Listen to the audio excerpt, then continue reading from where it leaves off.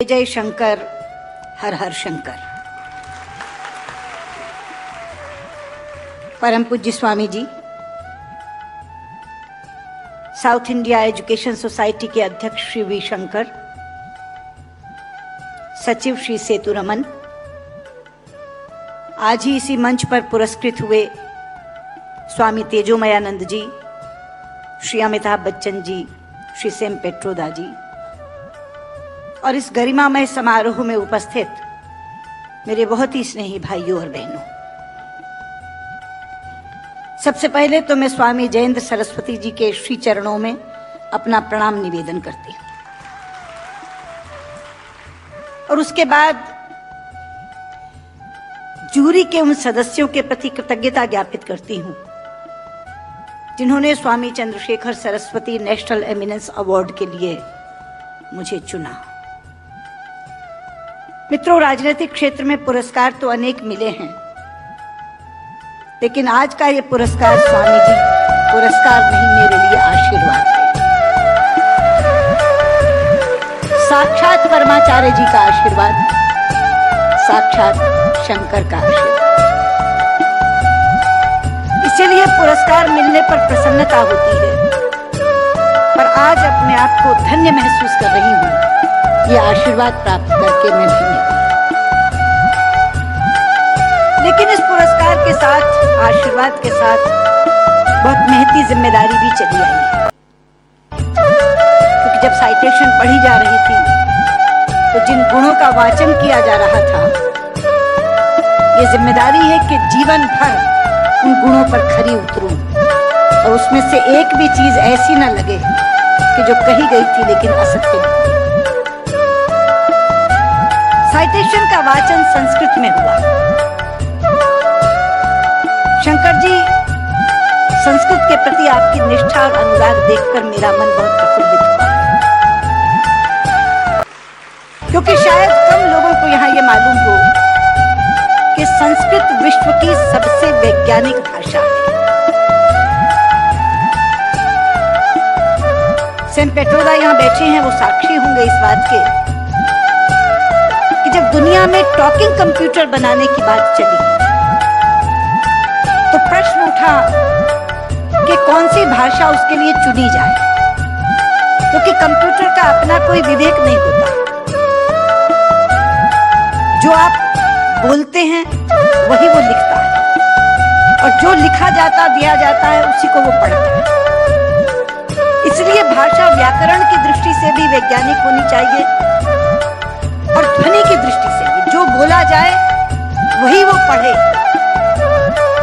आज गर्व से माथा ऊंचा करके कह सकती हूँ कि विश्व की तमाम भाषाओं की समीक्षा करने के बाद जिस भाषा को सर्वथा उपयुक्त पाया गया कंप्यूटर के लिए, वो संस्कृत है। क्योंकि जैसे अंग्रेजी में NO नो भी नो है और KNOW भी नो है। अब अगर आप कंप्यूटर को बोलें I know this, वो तो लिखेगा INO नो दिस, कोई अर्थ ही नहीं निकलेगा। कहीं T साइलेंट हो जाता है तो कहीं E साइलेंट हो जाता है। बोलते हैं, लिखते हैं एंटरप्रेन्योर, बोलते हैं एंटरप्रेन्योर। वो विवेकहीन कंप्यूटर कैसे देखेगा इसको? लेकिन संस्कृत में जो बोला जाता है वही लिखा जाता है। यहाँ तक कि छोटी ई और छोटे ओ की मात्रा की ध्वनियां भी अलग है। इति, यदि आपने छोटा बोला तो इति, लेकिन दही, बड़ी की मात्रा बोला तो दही। तो जो बोलेंगे वो लिखेगा, जो लिखेगा वही पढ़ेगा। लेकिन केवल ध्वनि की बात नहीं, मैं संस्कृत की वैज्ञानिकता के दो उदाहरण आपको देना चाहूंगी। संस्कृत में शब्दों का इतना अपार भंडार है मित्रों कि रचनाकार अपने व्यक्तित्व के अनुसार उसको चुन सकता है। एक प्रसंग है रामायण का कि जिस समय भगवान श्री राम लंकेश पर विजय प्राप्त करने के लिए लंका जाते हैं तो भगवान शंकर की आराधना करते हैं। वो स्तुति जिसमें करते हैं वो रामचरितमानस में रुद्राष्टकम के नाम से समाविष्ट किया गया है। रुद्राष्टकम के शब्द हैं, नमामि शमीशान निर्वाण रूपम विभुम व्यापकम ब्रह्म वेद स्वरूपम निजम निर्गुणम निर्विकल्पम निरीहम चिदाकाशनाकाशवासम। लेकिन उसी समय श्री राम पर विजय प्राप्त करने के लिए रावण ने भी आराधना की थी, स्तुति की थी, और उसने अपना स्तोत्र स्वयं रचा था, जो शिव तांडव स्तोत्र के नाम से प्रसिद्ध है। शब्द हैं, डमक डमक डमक डमन निनाद वड्डमर वयम चकार चंड तांडवम तनो तुरे शिव धगत धगत धगत जवल ललाट पट्ट पावके किशोर चंद्रशेखरे रति प्रतीक्षाम धराधरेंद्र नंदिनी विलास बंधु बंधुरा सुर दिगंत संतति प्रमोद मान मानस। यहाँ बैठे किसी एक 5 वर्ष के बालक के सामने यदि मैं केवल ये 2 श्लोक रख दूं और ये कहूं कि बच्चा ये बताओ इसमें से कौन सा रावण ने रचा होगा और कौन सा राम ने पढ़ा होगा, तो बिना कुछ जाने वो कहेगा कि डमक डमक डमक डमक ये रावण का श्लोक होगा, क्योंकि शब्द उसके व्यक्तित्व से मेल खाते हैं। और नमामि शमीशान निर्वाण रूपम राम ने कहा, यह है संस्कृत की वैज्ञानिकता। एक और उदाहरण देती हूँ, आप हैरान हो जाएंगे। संस्कृत के एक रचनाकार हैं दंडी, उनका एक नाटक है 10 कुमार चरितम, जिसमें 10 राजकुमारों की कथा है अलग अलग। उसमें एक कथा आती है राजकुमार विश्व। प्रसंग है कि वो आखेट के लिए शिकार करने के लिए जंगल में जाता है, एक तीर आकर उनके होंठ पर लगता है, उनका निचला होंठ कट जाता है। मित्रों, इस प्रसंग के घटने के बाद कथा अनेक पन्नों में चलती है, कितने ही संवाद विश्रुत बोलता है, लेकिन दंडी ने पूरे संवादों में कहीं भी ओष्ठांग का प्रयोग विश्रुत से नहीं करता। ओष्ठांग क्या है? पूरा अल्फाबेट हिंदी का जो पवर्ग है वो ओष्ठांग है। प प प प म, प फ प फ म दोनों होंठ मिलाकर बोले जा सकते हैं। अगर दोनों होंठ में से एक होंठ नहीं है तो आप प नहीं बोल सकते, प नहीं बोल सकते, फ नहीं बोल सकते, म नहीं बोल सकते। ये पवर्ग ओष्ठांग है।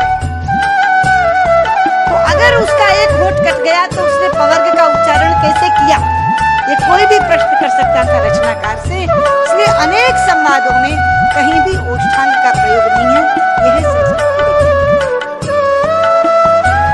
लेकिन लोग आजकल कहते हैं कि संस्कृत तो बोलचाल की भाषा नहीं बन सकती, संस्कृत कभी जनभाषा नहीं रही। शायद इससे बड़ी अज्ञानता की बात कोई दूसरी नहीं हो सकती। संस्कृत जनभाषा रही। छोटे लोग, अनपढ़ लोग, बिना विद्यालय में गए लोग संस्कृत बोलते रहे। राजा भोज के काल में एक प्रसंग आता है कि राजा भोज एक बार अपने प्रजा का हालचाल जानने के लिए जंगल से जा रहे थे। सामने से एक लकड़हारा आ रहा था। उसने लकड़ियां काटकर अपने सिर पर रखी हुई थी, पसीनों पसीन था। राजा ने लकड़हारे को देखा तो तब संस्कृत में ही बातचीत होती थी, संस्कृत ही जनभाषा थी। तो राजा ने लकड़हारे से कहा, किमते भारम बाधती, क्या ये भार तुम्हें कष्ट पहुंचा रहा है? लेकिन बाध शब्द जो है मित्रों, वो धातु है जो परस्मैपदी नहीं चलती, आत्मनेपदी चलती है। संस्कृत में 2 तरह की धातुएं हैं। परस्मैपदी चलती है बाधती, बाधता, बाधंती, और आत्मनेपदी चलती है बाधते, बाधेते, बाधनते। बाध शब्द जो है वो आत्मनेपदी में है। तो लकड़हारा जवाब क्या देता है? भारम न बाधती राजन यथा बाधती बाधते। कि राजा, मुझे ये भार कष्ट नहीं दे रहा जितना आपके मुंह से बोला हुआ बाधती शब्द कष्ट दे रहा है, क्योंकि बाधते शब्द का अशुद्ध उच्चारण आपने किया है। ये शब्द बाधते होना चाहिए। भारम न बाधती राजन यथा बाधती बाधते। तो कौन कहता ये जनभाषा नहीं रही? जनभाषा रही है। लेकिन आज मैं शंकर जी से कहना चाहता हूं कि आपकी साउथ इंडिया एजुकेशन सोसाइटी पर एक जिम्मेदारी आई, क्योंकि आज संस्कृत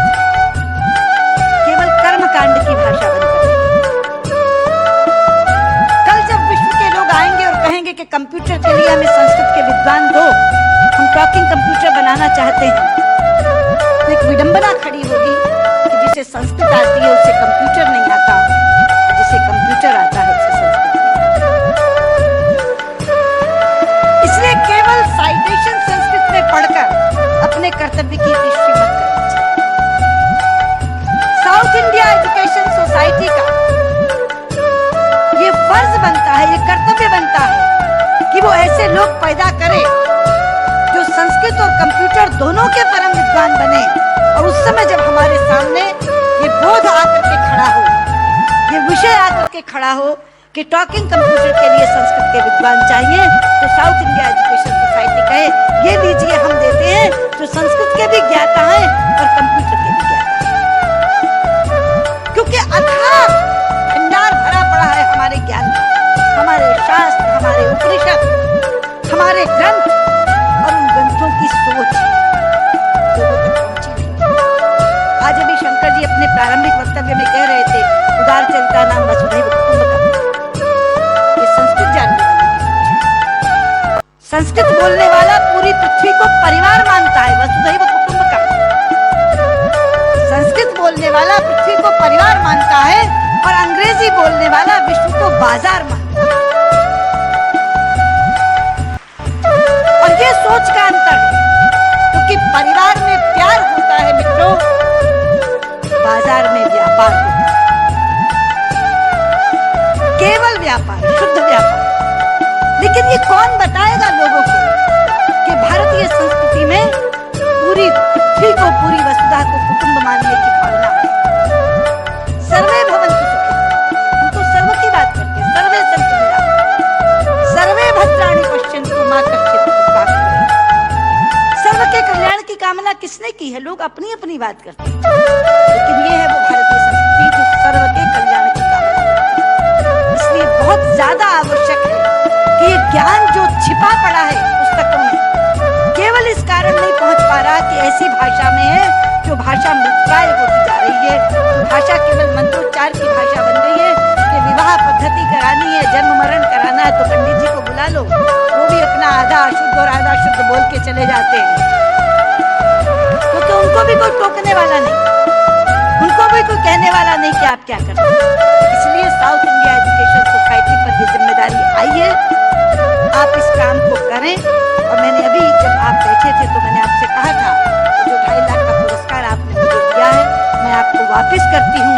आप इसी पुण्य कार्य में आप उसका इस्तेमाल करें और ये काम आप जरूर करेंगे। मुझे लगता है तभी मेरा यहाँ आना सार्थक होगा। बहुत बहुत